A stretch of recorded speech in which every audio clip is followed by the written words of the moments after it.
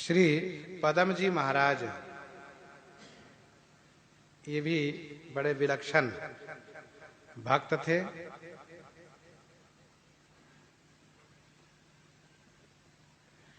इनके पास गत दिवस हम लोग चर्चा किए हैं, ठाकुर जी का जो विग्रह था सोने का था और उन ठाकुर जी का मणि का आभूषण था। तो ठाकुर जी को लेकर के विचरण भी करते थे। तो चोरों की निगाह पड़ी कि बाबा जी के पास सोने की मूर्ति, जबरदस्ती छीन लिए, चुरा लिए, चुराने लिए छीन लिए। भक्त बेचारे बिलखने लगे। बिलखने लगे तब क्या हुआ, उन चोरों के जूता पैर से निकल करके उन्हीं के सिर पर पड़ने लगा। बेचारे जिधर जाए उधर जूता पड़े। तो फिर इनके पास आए और ठाकुर जी को सौंप करके क्षमा याचना करके फिर वे सब बेचारे वहां से गए।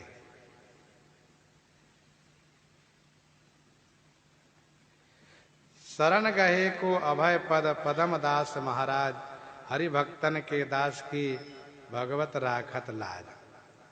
मनोरथ जी महाराज एक हुए हैं, उनकी चर्चा इस प्रकार से है। नाम था मनोरथ। तो संतों की सेवा का मनोरथ इनमें था। अच्छा, संतों खूब सेवा करते थे। इनकी एक बेटी थी, उनका विवाह ये चाहते थे कि वैष्णव ब्राह्मण के साथ करूं, और बेटी की माता और मामा चाहते थे कि नहीं, धनवान ब्राह्मण के साथ विवाह करूं। तो पिताजी चाहते हैं, मनोरथ जी चाहते हैं कि वैष्णव पति हो, और मैया चाहती हैं, मामा चाहते हैं कि धनवान हो, वैष्णव रहे ना रहे, उसे क्या होता है, सब गुण धन में होता है। अब उधर दो पक्ष है, मैया है, मामा है, इसलिए उनकी जीत हुई, विवाह की सारी तैयारी कर दी उनके साथ। ये बेचारे बड़े दुखी हो गए, बड़े दुखी हो गए। भगवान से प्रार्थना किए, प्रभु मेरी बेटी ये अभक्त के हाथ में उनका विवाह हो रहा है, आप कृपा कीजिए, उनको बचा लीजिए। ठाकुर जी क्या लीला किए, तुरंत ठाकुर जी उस गरीब ब्राह्मण को उठा के ला करके इनका विवाह करा के घर पहुंचवा दिए। और मैया और मामा सोचते रह गए, इधर विवाह हो गया। मनोरथ जी बड़े खुश हो गए, कहा देखो हमारी जीत हो गई, ठाकुर जी बड़ी कृपा किए। और फिर ठाकुर जी जब विवाह करा दिए तो फिर निर्धनता रहेगी कहां से, ये भी सोचने वाली बात है। एक भक्त का नाम है देवगू जी, देवगू नाम है। ये बड़े उद्योगी थे, परिश्रम खूब करते थे, संतों खूब प्रसाद पवाया करते थे, संतों की सेवा करते थे। एक दिन की बात है, हुआ क्या, इनके पिताजी, देवगू जी के पिताजी स्वर्गवासी हो गए। स्वर्गवासी हो गए, न उनको बुखार लगा, न सर्दी हुई, न गिरे, ऐसे ही बैठे बैठे सीताराम हो गया, उनका स्वर्गवास हो गया। तो देवगू जी क्या किए पिताजी को उठा लिए और ठाकुर जी के सामने लेटा दिए।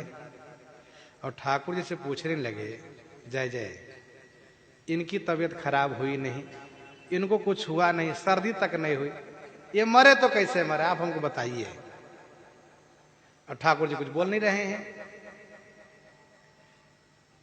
प्रातः काल से पूछते पूछते 3 बज गया और ठाकुर जी कुछ बोले नहीं।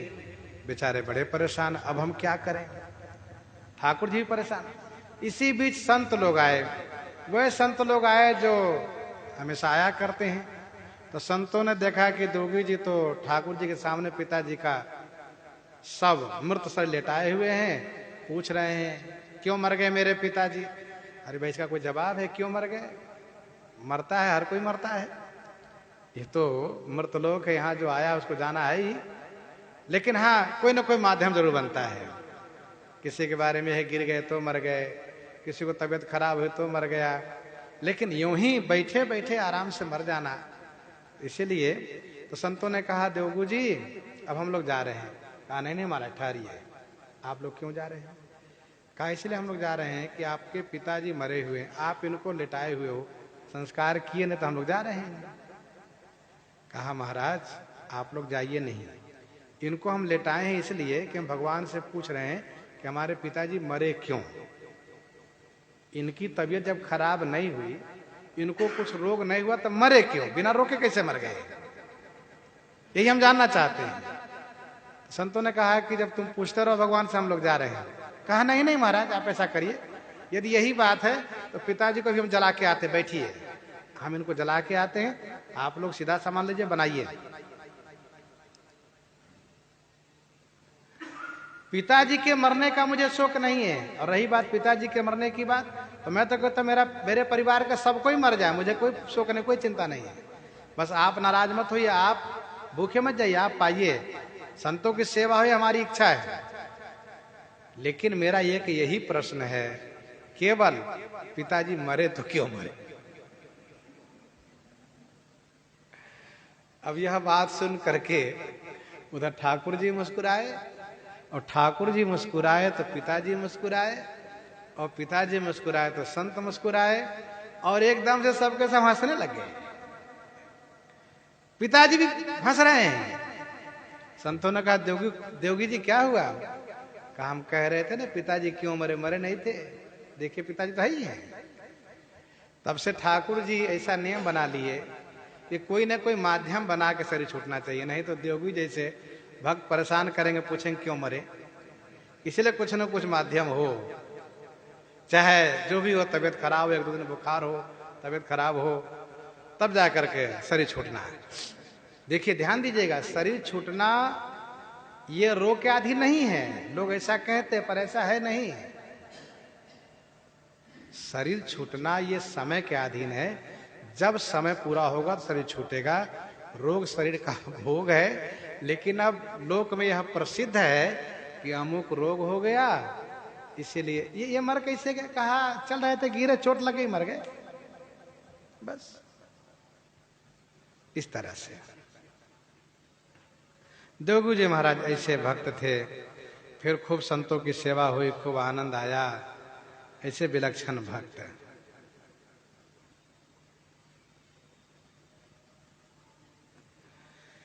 एक सत्य जी का नाम है चाचा गुरु जी। अब चाचा गुरु कोई नाम तो नहीं होता है, लेकिन इनका नाम चाचा गुरु ही प्रसिद्ध हो गया है। कहिए कैसे? तो जब इनके घर पर संत लोग आते थे तो ये क्या करते थे, द्वार द्वार पर जाकर कहते थे देखो भैया हमारे चाचा गुरु आए हैं, आप सब कुछ भिक्षा दीजिए, हम सेवा करें, खिलाए पिलाएं। तो लोग बड़े खुश हो जाए, भाई इनके चाचा गुरु आए हैं, चाचा गुरु आए हैं, बड़े खुश हो जाए सब। हमारे यहाँ वैष्णव समाज में कहा जाता है गुरु भाई, जो गुरु जी के अन्य चेला सब है वो गुरु भाई हैं। एक चाचा गुरु हैं, एक दादा गुरु हैं, एक बाबा गुरु हैं, पर बाबा गुरु ऐसे सब यहाँ भी चलता है, अनेक संबंधों से देखा जाता है। तो चाचा गुरु हमारे आए हैं। अब गांव के लोगों ने जब उन संत से पूछे कि बताइए आप कैसे इनके चाचा गुरु हैं? अरे नहीं नहीं हम चाचा गुरु नहीं है, इनका प्रेम इसलिए कहते हैं। अब धीरे धीरे करके इनकी प्रसिद्धि हो गई। अब कहीं भी जाए तो देखो चाचा गुरु आ गए, इन्हीं के नाम प्रसिद्ध हो गया चाचा गुरु। सब आनंदित होते हैं, बड़े प्रसन्न होते हैं, खूब आनंद आता है। एक सज्जन चाचा गुरु के पास चांदी के कुछ पात्र धरोहर रूप में रखे थे। धरोहर माने अमानत रखे थे कि जब हमारी इच्छा होगी हम ले लेंगे, आप रखे रहिएगा। और अमानत की वस्तु जो होती है उसका उपयोग नहीं करना चाहिए, जिनकी वस्तु है उन्हीं की है। धन परा विस्ते विष भारी। तो चांदी के पात्र रखे थे। एक दिन संतों की जमात आई, इनके पास कुछ रहा नहीं, उठाए चांदी के पात्र ले गए, बेच दिए, और बेच करके आगे संतों को प्रसाद पवा दिए। तो जिसने चांदी का पात्र खरीदा उसने जाकर उससे कह दिया तुमको पता है? कहा क्या? चाचा गुरुजी चांदी के पात्र बेच दिए हैं। कहा बेच दिए? कहा हाँ। अरे नहीं नहीं। कहा विश्वास नहीं कर तो हमसे बेचे हैं और देखो हमारे पास है। उन्होंने पैसे लिए और बेच दिए। तो उसने जाकर के कहा चाचा गुरुजी हमारे जो चांदी पात्र दे दीजिए। कहा अरे भैया हम कार्य में लगे कल ले लेना। ऐसे करके टड़काते जाए, बहाना करते जाए। तब उन्होंने पंचायत बुलाई और पंचायत में कहा कि देखिए हमारे चांदी के पात्र नहीं दे रहे हैं। तो हुआ क्या, सब लोग पंचायत में, चाचा गुरु नहीं आए। चाचा गुरु सेवा में लगे हैं। तो चाचा गुरु की जगह पर ठाकुर जी चाचा गुरु बन करके आ गए। और ठाकुर जी ने कहा अरे महाराज आप चांदी के पात्र के इतना बड़ा पंचायत बुलाए हैं, चलिए देखिए आपके चांदी के पात्र रखा है, जहां रखा वहीं रखा है। तो वह व्यक्ति खड़ा हुआ जिनके साथ बेचा है, कहा झूठ बोलते हैं, हमारे साथ व्यवहार हुआ है, हमसे बेचा है, उन्होंने पैसे लिए हैं और कहते हैं चांदी पात्र रखा है। तो चाचा गुरु रूपधारी भगवान ने कहा अरे ना विश्वास तो जाकर देखो ना, मंदिर में वही चांदी पात्र रखा है। वह उठ करके आया, देखा तो सही में पात्र रखा है। सोचा अब क्या होगा, मुझसे बेच भी लिया, यहाँ रखा भी है। उठा कर कहीं छुपा दिया और छुपा करके आकर कहा कि नहीं रखा है, झूठ बोल रहे हैं ये। तो चाचा गुरु रूपधारी ठाकुर जी ने कहा ऐसा करिए, पंचों से कहा आप सब चल करके देख लीजिए तब इनको विश्वास होगा। सब लोग आए तो मंदिर में जहां रखा था चांदी पात्र, वहां एक नहीं अनेक पात्र रखे हैं। वो जो छुपा के जहां रखा था दौड़ता हुआ जाके देखा कहां गया, वहां है ही नहीं वो, और यहाँ तो बहुत ढेर है। फिर तो व्यक्ति था सज्जन, लेकिन उनको बकाया गया था। फिर उसने कहा चाचा गुरु से महाराज ये सब रखिए, सब चांदी पात्र आपका, संतों खिलाइए, अब मैं कभी नहीं मांगूंगा। तो इस तरह से ठाकुर जी इनके साथ इस तरह से इस लीला किए।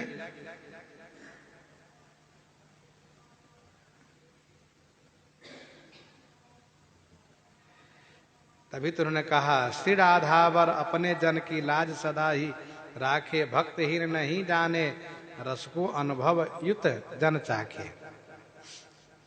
छप्पे में कदू और नाम है, थोड़ा थोड़ा सुन लीजिए। एक सवाई सिंह जी ये राजपूत थे, ठाकुर, बड़े निर्भय रहते थे, भगवान की भक्ति करते थे, भजन करते थे, संतों की सेवा करते थे। एक भक्त जा रहा था पत्नी के साथ, तो जो डाकू लोग थे उन्होंने इनको लूट लिया, इनकी पत्नी को भी छीन लिया। ये बेचारे उसी गांव में आए, गांव वालों को सुनाया कि हम लोग डाकू जो है मेरा धन भी लिया, मेरी पत्नी को ले लिया है। तो गांव के सब लोग चुप रह गए, डर गए। सवाई सिंह जी ने कहा ठहरिए मैं जाता। तुरंत घोड़े पर बैठ करके गए, ललकारा, कहा सुनो, या तो तुम इनकी संपत्ति पत्नी लौटा दो, अन्यथा तुम मरने को तैयार हो जाओ। जैसे उन्होंने ललकारा तो वे लोग युद्ध के लिए तैयार हो गए, ऐसा ही वर्णन आया है। ये अकेले हैं सवाई सिंह, 12-13 लोग हैं। वे लोग जो प्रहार करते हैं इनके ऊपर एक भी नहीं आता है, और इनका एक भी प्रहार खाली नहीं जाता है। अकेले ही सबको बहुत पिटाई किए। चारों तरफ से उनके ऊपर प्रहार हो। फिर बेचारे वे सब लज्जित हुए, सब सवाई सिंह के चेला बन गए, सब लौटा दिए, सब भजन करने को तैयार हो गए। इसके बाद एक नापा जी नाम के भक्त हुए जिनका नाम आया है नापा। देखो नापा का मतलब था नापना। नापा किसी भक्ति न पावे, बिनु नापा गुण गाए। नापा ने सब जग को नापा, भक्ति अनापा पाए। नापा जी ने सब कुछ नापा तो पता चला सब नप सकता है, लेकिन भक्ति को नापा नहीं जा सकता है। तात स्वर्ग अपवर्ग सुख धैर्य तुला एक अंग नापा जाएगा, लेकिन तुलनता ही सकल मिले जो सुखलभ सत्संग। खूब संतों की सेवा करते नापा जी। 5 जाते, 10 आते, 10 जाते, 20 आते, खूब सेवा कर रहे। किसी ने राजा से शिकायत कर दिया, महाराज नापा टैक्स देता है? कहा नहीं। कहा बड़ा धूर्त है, बताओ, संतों खिलाता है, हम लोग को, हमारे राज को उसमें टैक्स नहीं देता है। राजा ने बुलवाया, कहा नापा सुनो, राज कर देना चाहिए, दे दो। कहा महाराज हमारे पास कुछ नहीं है, फक्कर चाहिए। इतना जो खिलाते पिलाते हो। कहा एक परिवार बेचारे मजदूरी करता है, 4 परिवार 4 सदस्य को पालने में परेशान रहता है, और तुम्हारे यहाँ संतों को जमघट लगा रहता है हमेशा। तुम्हारे संतों को जमघट लगा रहता है, संतों की जमात पड़ी रहती है, इतना तुम कहां से खर्चा करते हो? कहा महाराज जो हम भी नहीं जान पाए आज तक कहां से खर्चा करते हैं। इधर से आता उधर, जो संतों के भाग से आता सेवा होती है, हमें नहीं मालूम। राजा ने कहा होशियारी करा, कारागार बंद कर दो इसको। तो कारागार में बंद कर दिया, बंद कर दिया। कोई बात नहीं है। तो पत्नी बेचारी परेशान, संदेश कहलवाया, स्वामी संतों की सेवा होगी कैसे? संतों की सेवा की आप एक आदत डाल दिए हैं। तो वहीं से जेल से ही कहलवाया कि देखो लोटा, थाली, कटोरा, घर के जो भी सामान है बेच डालो, संतों खिला दो। लेकिन अब उसको बेचने से कितना मिलेगा, कब तक सेवा होगी? उन्होंने खिलाया पिलाया। इसके बाद हुआ यह है कि उसके भाई आ गए, उस पत्नी के भाई आ गए। अब बेचारी बहुत परेशान, अब क्या करें, संतों की सेवा भी नहीं हो पाती है, मुझे भी खाने को नहीं, भाई को क्या खिलाऊं? तो बेचारी ठाकुर जी से प्रार्थना करने लगी। तो ठाकुर जी क्या किए, नापा के रूप धारण करके, नापा के रूप धारण करके, और जितने बर्तन बेचे थे सबको छुड़वाने के साथ साथ बाजार से बहुत राशन पानी लेकर के और ले आए, और कहा सुनो चिंता मत करो, लो अपने भाई को भी खिलाओ, संतों की सेवा करो, क्यों घबराती हो? सब सामान रखे चले गए। इन्होंने भाई को खिलाया, संतों को खिलाना शुरू किया। दूसरे दिन राजा को लगा कि नापा के पास सचमुच कुछ नहीं है, बेकार ही इनको जेल में बंद कर रखे, छोड़ दिया। नापा आए घर में, देखा चकाचक है। पूछा कि ये सब सामान तुम लाई कहाँ से, कैसे मिला तुमको? कहा बताइए, कल आप ही लाके सब दे गए हो, आप कहते हो कौन लाया, कैसे आया? नापा ने कहा मैं नहीं आया था, अब मैं समझ गया कौन कौन आए थे। सो इस प्रकार से नापा ने भगवान की कृपा को अनुभव किया।